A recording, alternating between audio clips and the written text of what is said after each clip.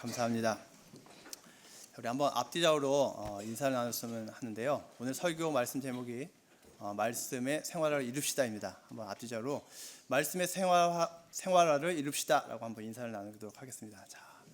자, 말씀의 생활화를 이룹시다. 네. 여러분 이게 중요합니다. 그렇죠? 제가 이 신명기의 말씀을 가지고 설교를 했는데 지난 5장 설교가 11월 달에 했어요. 그래서 12월 달에 안 하고 지금 1월 달에 작년에 하고 올해 처음 하는데요. 그래서 6장 말씀에 들어가기 전에 5장의 그 말씀을 좀 간략히 말씀을 드리고 나아가는 것이 좋겠다라는 생각이 듭니다. 5장에는 가장 중요한 바로 십계명이 기록되어 있습니다. 그 십계명을 받게 됐는데 이스라엘 백성들이 시내산에 올라가서 시내산 중턱에서 여호와 하나님 앞에 나아갈 때 그냥 나아간 것이 아니죠. 3일 동안 정결하게 그렇죠? 몸을 가꾸고 그러고서 나아갔습니다. 근데 하나님이 그 시내산에 임재하셨을 때에 그들은 엄청난 그 공포에 휩싸였습니다. 불과 구름과 흑암 가운데 들린 하나님의 음성을 듣고서는 다시 들으면은 우리가 죽겠구나라고 생각을 했습니다. 너무나 두려워서 들을 수가 없었던 것이죠. 그러면서 백성들은 우리의 중보자로서 모세가 중보자 역할을 좀 해다오 하고 말을 합니다. 그래서 모세가 중보자의 역할을 하게 되고 이스라엘 백성들은 하나님 앞에서 이제 물러나서 그들의 장막으로 돌아갑니다. 그리고 그 이후에 모세가 계속해서 하나님의 말씀을 들었겠죠. 듣고 나서 그 들은 말씀을 이제 이스라엘 백성들에게 이야기하는데 그 이야기하는 것이 시작이 바로 6장입니다. 그래서 6장부터는 바로 모세가 들은 하나님의 말씀을 이제 이스라엘 백성들에게 전하는 그 이야기가 나오게 되는 것입니다. 6장과 그 7장을 계속해서 이 모세가 설교를 하는데 그 6장과 7장의 주제를 간략히 아주 짧게 여러분들에게 기억되기 쉽게 말씀드리면은 여호와를 사랑하고 그 계명을 지키라라고 하는 것입니다. 그렇죠. 많은 내용이 있지만 여호와를 사랑하고 그 계명을 지켜라라고 하는 사랑하라라고 하는 명령과 지켜라라고 하는 그 명령 두 가지 명령을 주고 있는 것을 볼 수가 있습니다. 근데 이 둘의 관계는 뗄래야 뗄 수 없는 관계 속에 있습니다. 여호와를 사랑하는 자는 그의 계명을 온전히 지킬 수밖에 없고요. 또한 온전히 지키는 자는 사랑하는 자가 아니면 불가능한 것이기 때문에 그렇습니다. 그렇기 때문에 여호와 하나님의 그 계명을 지키는 자는 그 여호와 하나님을 온전히 사랑하는 자고 또 진정으로 여호와 하나님을 사랑하는 자는 정말로 그 말씀을 온전히 지키는 자가 되는 것입니다.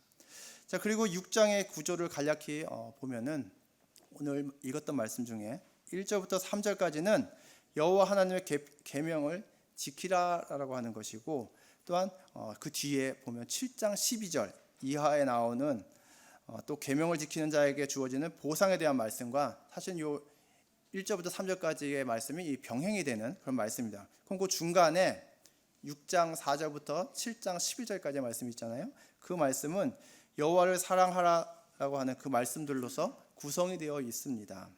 그래서 여호와의 계명을 지켜야 된다라고 하는 것 그리고 또한 그 계명을 지켰을 때에 보상으로서 주어지는 말씀 그리고 가운데는 여호와 하나님을 사랑하라라고 하는 그 주된 내용으로 이제 구성이 되어 있는 것을 볼 수가 있습니다.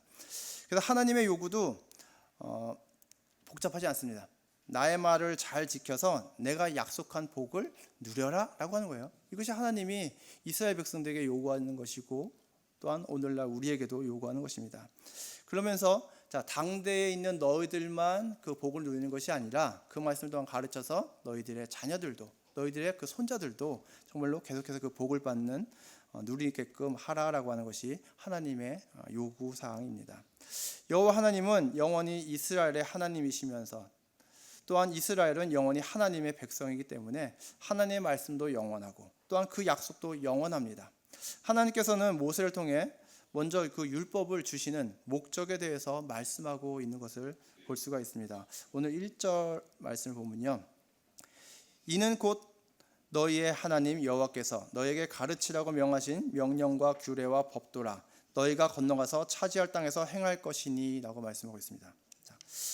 모세는 지금부터 말하는 것들 즉 이스라엘에게 가르치라고 주신 명령 규례 법도는 차지하게 될 가나안 땅에서 행하라고 주신 것이다 라고 말씀하고 있어요.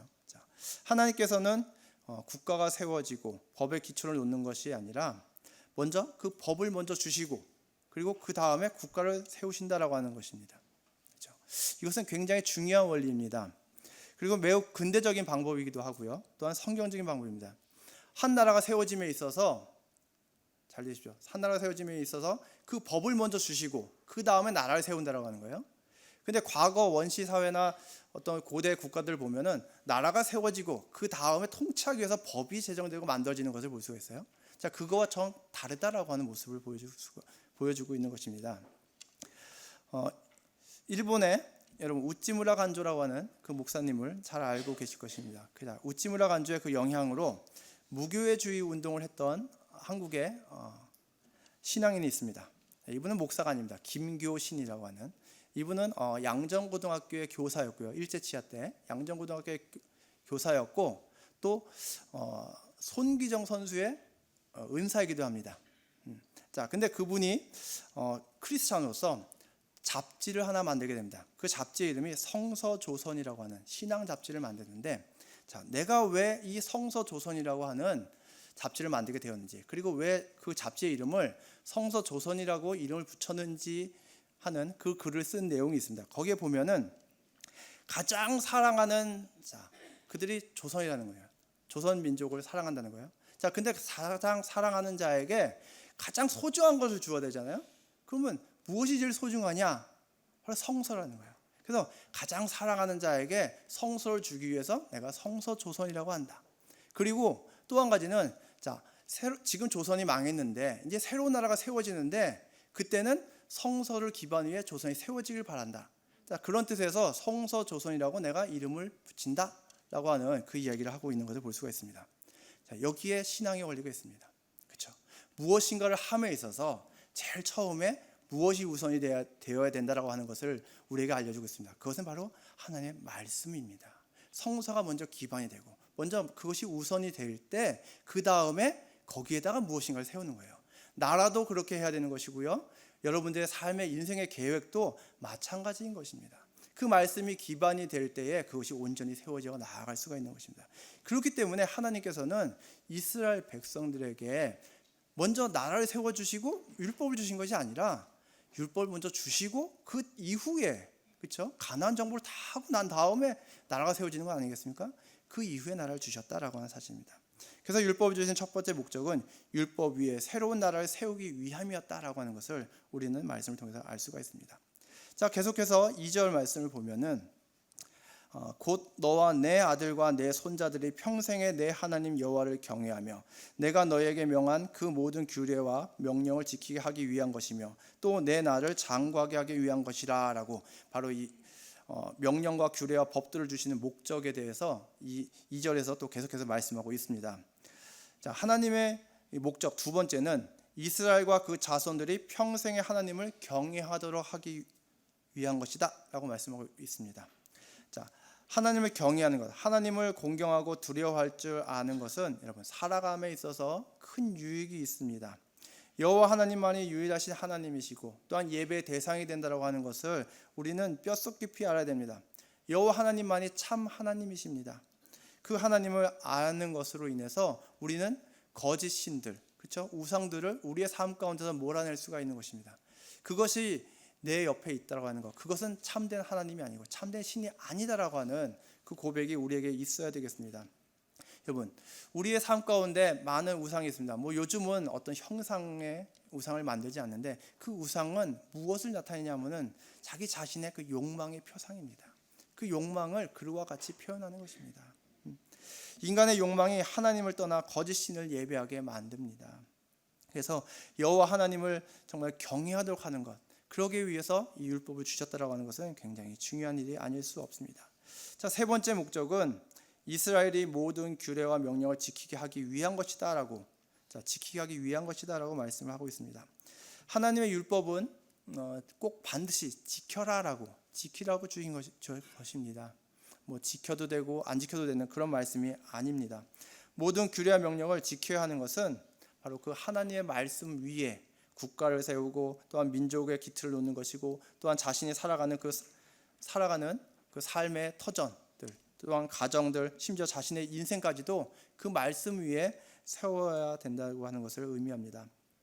바로 너희의 모든 것을 율법 위에 세우라고 그 율법을 주시는 것입니다. 율법은 우리를 얽어매려고 주시는 것이 아닙니다. 그렇죠? 세상 법은 우리를 구속합니다. 얽어맵니다. 그러나 하나님의 법은 우리를 얽어매는 것이 아닙니다. 예수님께서는 진리를 알라고 강하게 촉구하시면서 진리가 너희를 자유케 하리라라고 요한복음에서 말씀하고 계십니다. 하나님의 말씀, 율법은 여러분 참된 진리입니다. 진리는 우리를 구속하는 것이 아니라 자유를 줍니다. 죄로부터의 자유, 사망으로부터의 자유를 주십니다. 하나님의 말씀 위에 세워진 그 국가와 그리고 가정과 그리고 개인을 한번 상상해 보십시오. 말씀 위에 세워져 말씀대로 행하는 개인, 가정, 그런 사회는 하나님의 통치 아래 있기에 진정한 그 하나님의 나라를 이루며 영원한 하나님의 은혜와 축복 가운데 거하게 될 것입니다. 그래서 율법을 주시는 그 네 번째 목적이 이스라엘이 하나님께서 주신 가나안 땅에서 오랫동안 하나님의 복을 누리며 살게 하려는 것이다 라고 말씀하고 있습니다. 하나님께서는 헤세드의 하나님이십니다. 바로 인자하신 하나님이십니다. 하나님을 사랑하여 말씀을 지키는 자에게는 천대까지 은혜를 베푸시고 하나님을 미워하여 거역하는 자에게는 3, 4대까지 그 죄를 갚게 하시겠다라고 말씀하고 있습니다. 하나님을 경외하는 것은 내 자신에 대해서만 해야 되는 것이 아니라 후손들까지도 계속해서 하나님만을 경외하며 살아야 합니다. 하나님을 경외하는 삶은 하나님의 말씀을 철저히 지키는 삶입니다. 모세를 통해 전해진 모든 율법이 하나님의 말씀을 믿고 그리고 철저히 지켜야 합니다. 그럴 때 하나님께서 주신 땅, 그 가나안 땅에서 오래도록 복을 누리며 살게 된다라고 말씀하고 있습니다. 오늘날 많은 사람들이 하나님의 복을 누리며 살기를 원합니다. 여러분들도 원하십니까? 하나님의 복 받기를 원치 않으십니까? 저 원하시죠? 네, 원하시기 때문에 또한 열심히 기도하시죠. 그렇죠? 근데 오늘 말씀을 보면은 복을 누리며 정말 복을 받는 비결이 무엇인가라고 하는 것을 우리로 알게 합니다. 많은 사람들이 기도를 열심히 했더니 복을 받았다 이런 말들을 하고 나도 열심히 기도해야지 라고 생각을 합니다. 근데 말씀을 가만히 보면은 기도하였기 때문에 복을 준다라고 하는 것 말씀하고 있는 것이 아니라 말씀대로 행하였기 때문에 내가 복을 받는다, 복을 누리게 된다라고 말씀하고 있다라고 하는 사실입니다. 사실 이 기도에 대한 열심, 또한 예배에 대한 열심은 한국 기독교의 성장 동력이었습니다. 하나님의 복을 받기를 원하는 모든 성도들은 열심히 기도를 했습니다. 그러나 기도보다도 먼저 우선시 되어야 되는 것은 하나님의 말씀에 순종하는 것이다라는 거예요. 그 말씀대로 살아가는 것이다라고 하는 것이죠.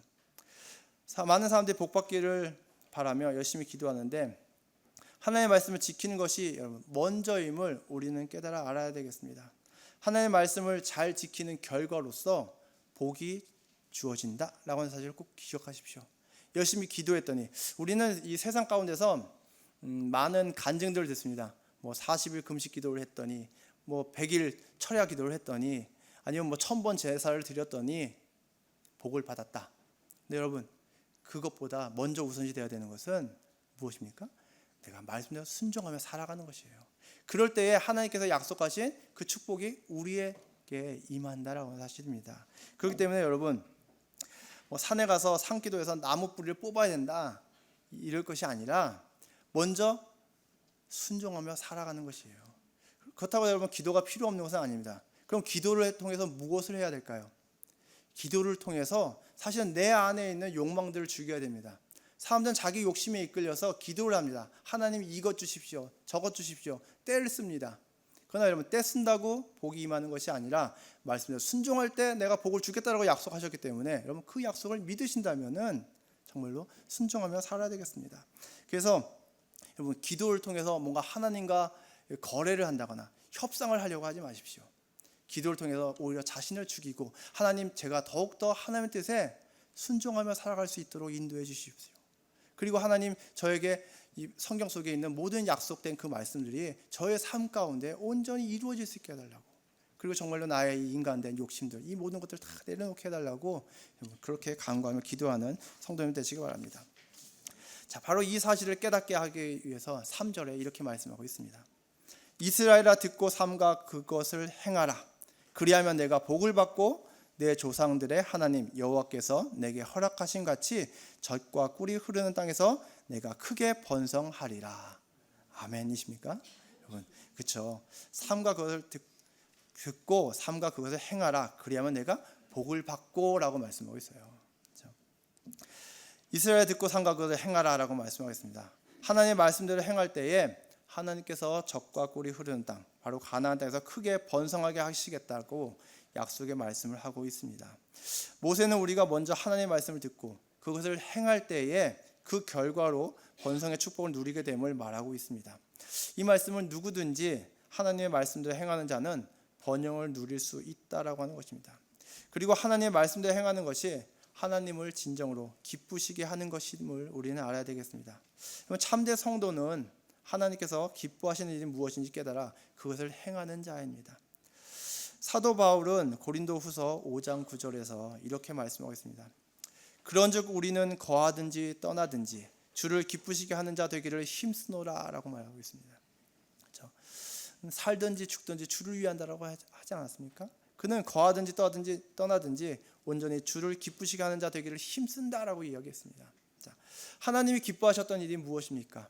그리고 사도 바울을 사도로서 세우신 목적이 무엇입니까? 이방인들에게 복음을 증거하기 위한 것이었습니다. 그것을 알았기 때문에 사도 바울은 온갖 순환과 고통과 고난을 당해도 복음 전하기를 그치지 않았습니다. 그는 정말로 하나님을 기쁘시게 하는 일이 이 복음을 전하는 것임을 알았기에 정말 그 어려움 속에서도 꿋꿋하게 하나님이 기뻐하시는 일을 행했다라고 하는 사실입니다. 그러하기 때문에 그는 정말로 잘되고 번성하는 길을 누렸다라고 하는 거예요. 사도 바울이 잘됐다 그러니까 그는 순교당했는데 라고 생각하시는데, 여러분, 세상적으로 번성하고 잘되는 것이 아니라 영적으로 잘되고 번성하는 것이 우리에게 무엇보다 중요하다는 사실을 깨달아 아셔야 되겠습니다. 그래서 여러분, 세상적인 가치관을 가지고 부귀영화를 누려야 되겠다라는 생각보다는 정말 하나님 보시기에 내가 바르게 살아가는 것, 그 말씀대로 살아가는 것이 더욱더 중요함을 깨달으시고, 우리의 인생 가운데 많은 고통과 고난들이 있습니다. 그러나 여러분, 그것이 아니라 하나님이 약속하신 그 약속을 붙잡고 하나님을 바라보며 소망하면서 기뻐하고 감사할 수 있는 여러분 되시길 바랍니다. 자, 이 말씀에 우리가 생활을 이루어야 되겠습니다. 그 생활을 이루기 위해서 첫 단계로는 먼저 듣고 고백하고 사랑하라 합니다. 하나님의 약속된 복을 누리는 자가 되기 위해서 여러분, 말씀대로 살아야 됩니다. 바로 말씀의 이 생활을 이루어야 되겠습니다. 하나님의 말씀을 지켜야 복을 받기에 하나님의 말씀을 아는 것은 매우 중요합니다. 그래서 하나님의 말씀을 알기 위해서 먼저는 들어야 합니다. 모세는 이스라엘이 하나님의 그 축복의 백성이 되기를 누구보다도 원했던 사람입니다. 또한 하나님과 이스라엘 사이에 중보자가 되어서 그 말씀을 전달해야 되는 책임이 모세에게 있었습니다. 그렇게 모세는 이스라엘 백성을 향해서 이스라엘아 들으라 라고 아주 강력하게 명령을 하고 있습니다. 자, 하나님의 그 권능을 가지고, 그리고 권능의 말씀을 가지고 이스라엘 백성들에게 외칩니다. 바로 4절입니다. 이스라엘아 들으라, 우리 하나님 여호와는 오직 유일한 여호와이시니 라고 말씀하고 있습니다. 그러면 5장에서 보면은 이스라엘 백성들은 하나님의 말씀 듣기를 두려워했습니다. 그들이 다시 한번 말씀을 들으면 죽을 수도 있겠다라고 두려워해서 듣지 못했습니다. 자, 그 말씀을 들은 모세가 바로 하나님의 그 권능을 가지고 이스라엘 백성들을 향해서 선포하는 것입니다. 그 말씀을 들어라라고 말씀을 하고 있죠. 사도 바울도 로마서에서 믿음은 들음에서 나며 들음은 그리스도의 말씀으로 말미암았느니라라고 로마서 10장 17절에 말씀하고 있습니다. 여러분, 먼저 참된 말씀을 듣지 않고는 믿음이 생기지 않습니다. 그 참된 말씀이 어떤 말씀입니까? 바로 사도 바울이 이야기하고 있는 그리스도의 말씀입니다. 그것이 복음입니다. 그 말씀을 들을 때에 믿음이 생긴다라고 하는 사실입니다. 말씀을 듣지 않고는 믿음이 생기지 않습니다. 믿음이 생기지 않으면은, 그렇죠? 그 말씀대로 행하며 살아갈 수가 없습니다. 그리고 하나님을 사랑할 수도 없습니다. 더군다나 하나님의 약속된 그 축복도 누릴 수가 없습니다. 우리는 하나님의 말씀을 집중하여 들어야 되겠습니다. 하나님의 거룩한 말씀이 우리 귀에 들려진다고 하는 것, 그것이 큰 축복임을 깨달으시기 바랍니다. 우리 귀에 들려지는 하나님의 말씀은 참된 진리이고 또한 생명입니다. 우리의 목숨이, 우리의 삶이 우리 귀에 들려지는 그 말씀에 달려있다라고 하는 사실을 우리는 알아야 되겠습니다. 그렇기 때문에 하나님의 말씀이라면 여러분, 가벼이 들어 넘길 수 있는 말씀은 한 구절도 없습니다. 그 사실을 깨닫는 여러분 되시기 바랍니다. 그 다음에는 모세는 들으라 명령하면서 이스라엘을 향해서 정말 그 말씀하시는 분이 누구신지, 그리고 정말로 사랑해야 되는 그 대상이 어떤 분이신지를 말씀하고 있습니다. 바로 4절 뒷부분인데요. 우리 하나님 여호와는 오직 유일한 여호와이시니 라고 말씀하고 있습니다. 여기에는 두 가지 고백이 들어 있습니다. 먼저는 여호와는 우리 하나님이시다라고 하는 것입니다. 이스라엘 백성들이 사랑하고 순종해야 하는 대상, 그분은 여호와이심을 고백하고 있는 것입니다. 천지를 창조하신 참된 신, 살아 역사하시는 신, 자신들을 애굽에서 이끌어내신 분, 그분이 바로 여호와 하나님이시다라고 하는 고백을 하고 있는 것입니다. 오직 여호와만이 자신들의 경배의 대상이 되며 또한 자신들은 또한 여호와의 백성이 된다라고 하는 고백을 하고 있는 것입니다. 그리고 두 번째 고백이 여호와는 한 분뿐이다라고 하는 고백입니다. 즉 여호와만이 참된 하나님, 신이시면서 그 신은 여호와가 유일하시다라고 하는 거예요. 다른 신은 없다라고 하는 고백을 하고 있는 것입니다. 유일신 신앙은 모든 우상 숭배를 제거해 버립니다. 여러분들도 참된 신은 그렇죠? 여호와 하나님이 한 분뿐이심을 믿으십니까? 우리는 그것을 입술의 고백이 아닌 정말로 참된 고백을 할 수 있어야 되겠습니다. 그럴 때에 우리 주변에 있는 많은 우상들, 우리를 유혹하는 정말 나의 그 욕망의 표상들을 물리칠 수가 있어요. 왜요? 그것은 거짓신이다라는 거예요. 그것은 잘못된 거예요. 거짓이기 때문에 그것을 대항할 수가 있습니다. 그래서 여러분, 우리가 신앙생활을 함에 있어서 가장 기본이 되는 고백이 바로 이 모세가 지금 이스라엘 백성들에게 말하고 있는 이것입니다. 여호와만이 하나님이시다라고 하는 거예요. 여러분, 이 하나님이라고 하는 단어가 히브리어 그 원어 성경에 엘로힘이라고 하는 단어입니다. 근데 그것이 성경 속에 번역되기를, 그렇죠? 영어 성경에는 갓이라고 되어 있고요. 일본 성경에는 그냥 카미사마, 카미라고 되어 있어요. 근데 우리 한국 성경에는 뭐라고 되어 있어요? 하나님. 근데 여러분, 왜 하나님이라고 하신지 아시죠? 원래는 하늘님이었어요. 근데 하나님의 그 신앙, 유일신 신앙을 강조하기 위해서 하나님이라고 번역을 하게 되는 것입니다. 그래서 한국 성경은 정말 유일신 신앙을 강조하는 그런 번역, 그런 은혜로운 번역을 하고 있다라고 하는 것을 우리는 알아야 되겠습니다. 그래서 여러분, 우리가 성경 읽을 때, 그렇죠? 오직 참된 신은 여호와 하나님 한 분밖에 없습니다. 오직 한 분밖에 없습니다. 다른 신은 없습니다. 라고 하는 고백을 늘 하시면서 보시기 바랍니다. 여러분, 사사 시대나 왕조 시대를 보면은 이스라엘 백성들이 우상 숭배의 죄에 빠집니다.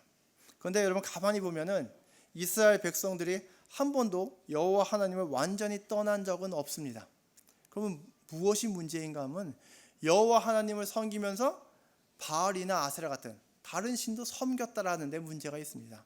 바로 종교 혼합주의, 그리고 우상 숭배를 그들은 했다라고 하는데 문제가 있습니다. 그렇죠? 여호와 하나님만이 정말 참된 신이고 그분만 섬겨야 되는데 다른 신들도 섬겼다라는 데 문제가 있는 것입니다. 그들은 바로 유일신 신앙을 살아가면서 포기했던 것입니다. 오늘날 우리들도 마찬가지입니다. 하나님을 섬긴다라고 하면서 하나님 이외에 다른 신들, 바로 우상들을 곁에 두고 있습니다. 그렇게 오늘 말씀의 고백은 우리가 신앙생활을 해감에 있어서 매우 중요한 고백이 아닐 수 없습니다.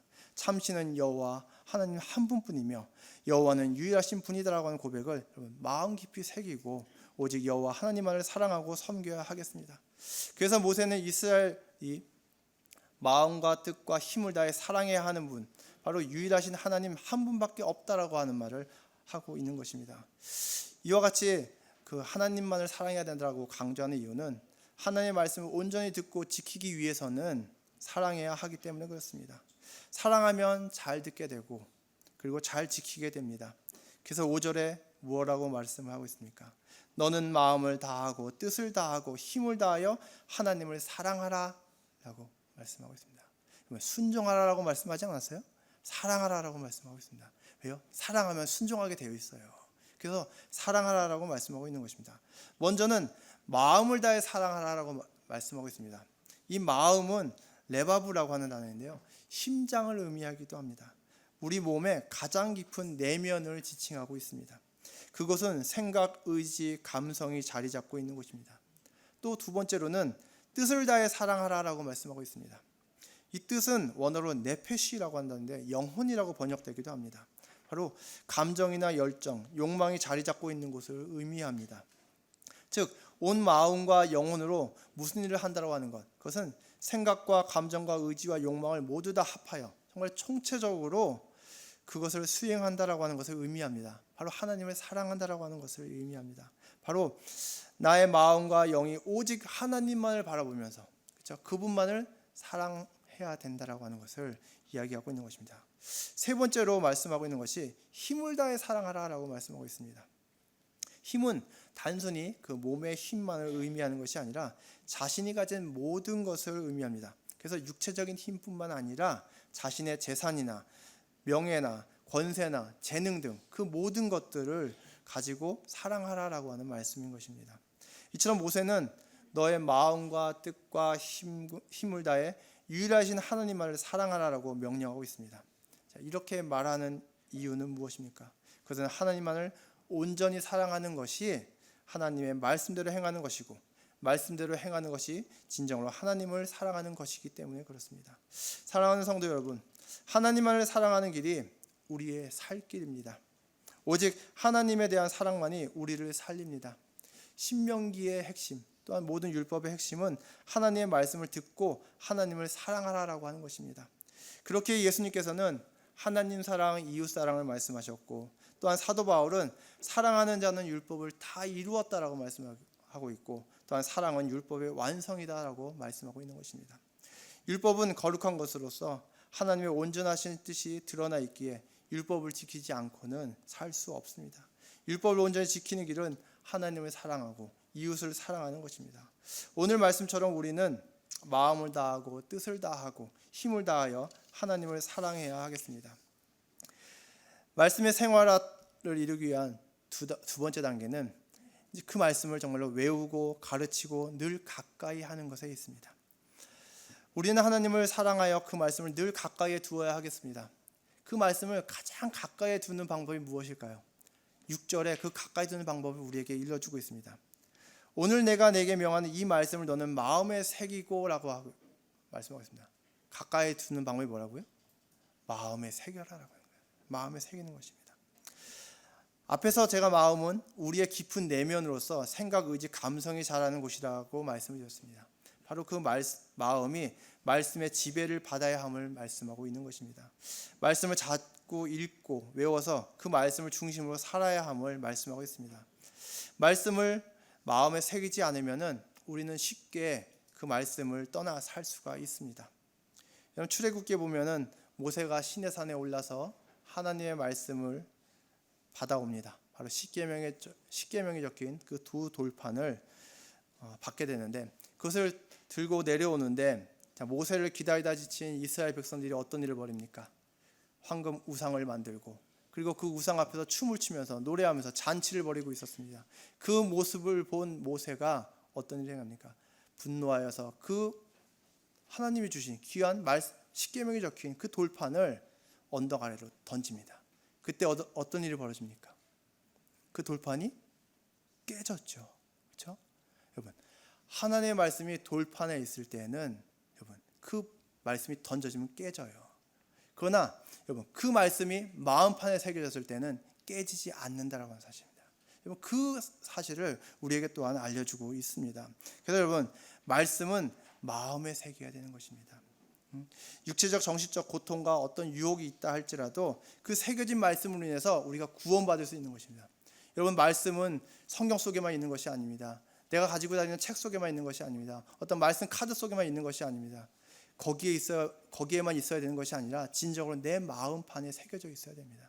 그럴 때에 우리가 인생을 살아가면서 겪게 되는 온갖 환난과 고통과 고난의 그 가운데서 말씀을 잊어버리지 않게 되고, 또한 말씀을 떠나지 않게 되고, 그 말씀을 통해서 이기며 승리하며 나아갈 수 있다라고 하는 것입니다.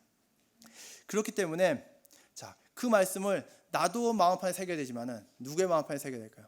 자녀들과 이웃들에게도 그 마음판에 새길 수 있도록 도와줘야 되지 않겠습니까? 그래서 7절부터 9절까지의 말씀은 그 말씀을 마음판에 새기는 그 방법을 이야기해 주고 있습니다. 먼저 7절부터 9절까지 쭉 보면요, 내 자녀들에게 부지런히 가르치며 집에 앉았을 때에든지 길을 갈 때에든지 누워 있을 때에든지 일어날 때에든지 이 말씀을 강론할 것이며 너는 또 그것을 내 손목에 메어 기호를 삼으며 내 미간에 붙여 표로 삼고 또 내 집 문설주와 바깥문에 기록할지니라 라고 말씀하고 있습니다. 하나님의 말씀은 돌판에 적혀있는 말씀이 아닌 우리의 마음판에 새겨져 있어야 합니다. 말씀의 생활화는 자신의 생활뿐 아니라 가족의 생활에서도 생활화되어야 합니다. 하나님의 복은 나만 받아야 되는 것이 아니라 나의 자손들도 그리고 또한 이웃들도 받아 누려야 되는 말씀입니다. 모세는 먼저 그 말씀을 마음판에 새겨라라고 말씀하시면서 그 다음으로 자녀들에게 열심히 가르치라라고 권고하고 있습니다. 자녀들을 하나님의 언약 백성으로 교육시키는 그 책임이 우리 부모에게 있습니다. 그래서 자녀들에게 먹을 것과 입을 것과 잠잘 곳만을 제공해야 되는 것이 아니라 무엇보다도 하나님의 말씀을 자꾸 들려주어서 가르쳐서 그 자녀들이 그 말씀대로 살아갈 수 있게끔 해야 되겠습니다. 그리고 또한 그 말씀은 언제 어디서든지 강론하여야 하겠습니다. 강론한다고 해서 뭔가 이 강의를 한다라고 생각하시는데 그것은 아니고요.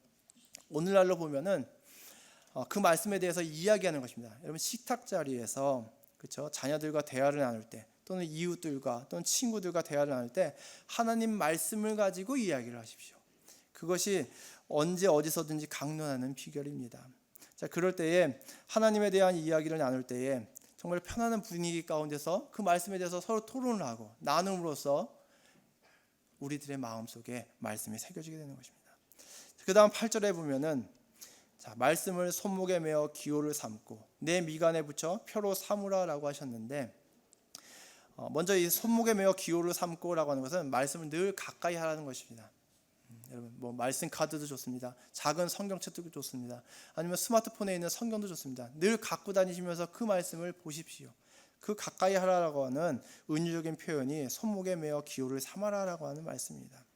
그 다음에 미간에 붙여 표로 삼아라라고 말씀하고 있습니다. 미간에 붙이는 표는 여러분 신분을 나타냅니다. 그래서 고대에는 노예들은 미간에 그 상전의 인을 맞았습니다. 여러분들의 그 미간에는 어떤 인이 있습니까? 그리스도의 인이 있습니다. 바로 너는 내 거야라고 하는 그 표식을 우리는 받았습니다. 그것이 우리에게 늘 있는 것입니다. 그래서 말씀을 미간에 붙이라고 하는 것은 하나님의 자녀로서의 신분을 잊지 말고 합당한 삶을 살라라고 하는 그 의미입니다. 그런데 유대인들은 이 말씀을 문자적으로 해석합니다. 그래서 어떤 일을 하고 있죠? 양피지의 말씀을 적어서 그죠? 조그만 사각 상자에 넣어서 그것을 이마에다가 붙들어 메고 다닙니다. 그것이 아니라 우리는 주님의 것이다라고 하는 그 표를 우리는 받았습니다. 그 우리의 신분을 잊지 말고 정말로 그 말씀에 합당한 삶을 살아야 되겠습니다. 또 9절에 보니까는 또 내 집 문설주와 바깥문에 기록할지니라 라고 말씀하고 있는데요. 여기서 집 문설주는 자기 집 문입니다. 그럼 바깥문은 대문을 이야기하는 것이 아닙니다. 그 바깥문은 마을이나 그 도시의 성문을 이야기합니다. 그래서 이 말씀은 개인적인 생활 공간에서든지 아니면 도시 공동체 안에서든지 하나님의 말씀을 기준으로 살라라고 하는 그 가르침입니다. 그래서 온전한 말씀의 생활하는 이처럼 집 안팎에서든 어느 때 어떤 상황에서든 말씀을 기준으로 생각하고 행하는 것을 말합니다.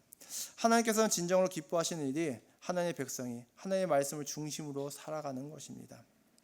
우리는 교회에서만 성도로 살아가야 되는 것이 아니라 가정에서도 또한 직장에서도 사회에서도 우리는 참된 성도로 살아야 되겠습니다. 예수님께서는 우리들에게 너희는 세상의 빛이다, 너희는 세상의 소금이다 라고 말씀하셨습니다. 말씀을 마음에 새겨 그 말씀대로 살아갈 때에 그 말씀의 다스림을 받는 진정한 하나님의 백성이 되며 또한 약속된 그 복을 누리며 사는 복된 자들이 될 수 있습니다. 우리 하나님은 사랑과 은혜가 풍성하신 분이십니다. 하나님께서는 우리들의 약속된 복, 받는 자들이 되기를 그 누구보다도 원하십니다. 우리는 복받는 자녀들이 되기 위해서 말씀을 생활화해야 되겠습니다. 자, 생활화하기 위해서 몇 가지 실천 사항을 여러분에게 마지막으로 말씀드리고자 합니다. 먼저는 말씀 듣기를 게을리하지 맙시다. 말씀을 읽기, 특히 여러분 설교 시간에 말씀 듣는 것도 중요하지만 본인이 읽는 것도 중요합니다. 근데 여러분 읽을 때에 소리내어 읽기를 추천합니다.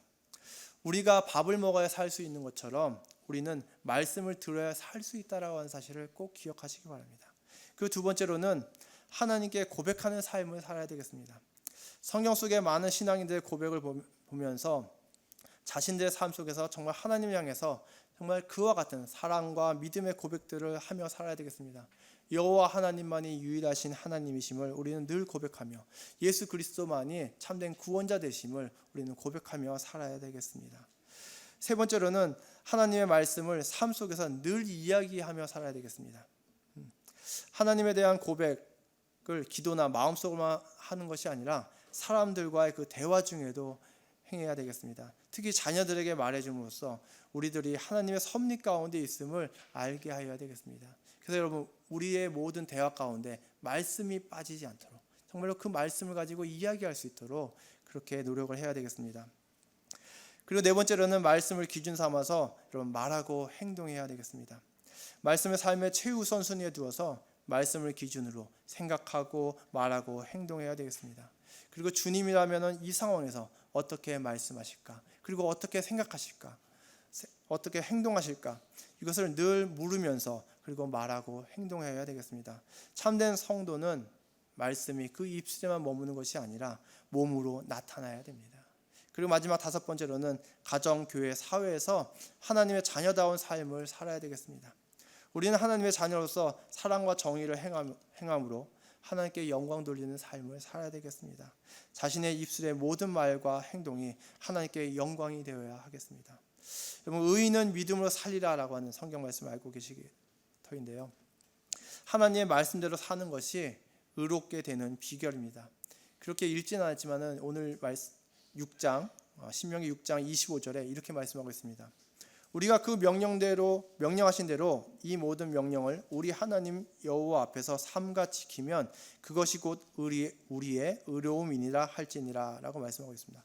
아브라함이 하나님의 말씀을 믿었을 때 그가 의로 여기셨다라고 하는 말씀을 우리는 볼 수 있습니다. 그리고 24절에 여호와께서 우리에게 이 모든 규례를 지키라 명령하셨으니 이는 우리 하나님 여호와를 경외하여 항상 복을 누리게 하기 위하심이며 또 여호와께서 우리를 오늘과 같이 살게 하려 하심이라 라고 하셨습니다. 말씀의 생활을 이룰 때 우리는 하나님께 의롭다 인정받게 되고 또한 이 세상 속에서 약속된 복을 누리며 마지막에 구원을 받게 됩니다. 이 모든 것은 하나님께서 원하시는 것입니다. 올해에는 성도님들 개인과 가정이 말씀의 생활을 이루어 정말 약속된 그 축복을 누리는 원년의 해가 되시기를 주님의 이름으로 축원합니다. 기도하겠습니다. 사랑과 은혜가 많으신 하나님 아버지, 저희들 진정으로 주님의 말씀을 듣기를 원합니다. 주님의 말씀을 듣고 그 말씀대로 행하여 삶으로써 정말로 말씀의 생활을 우리의 삶 가운데서 이루어 나아갈 수 있게 도와주시옵소서.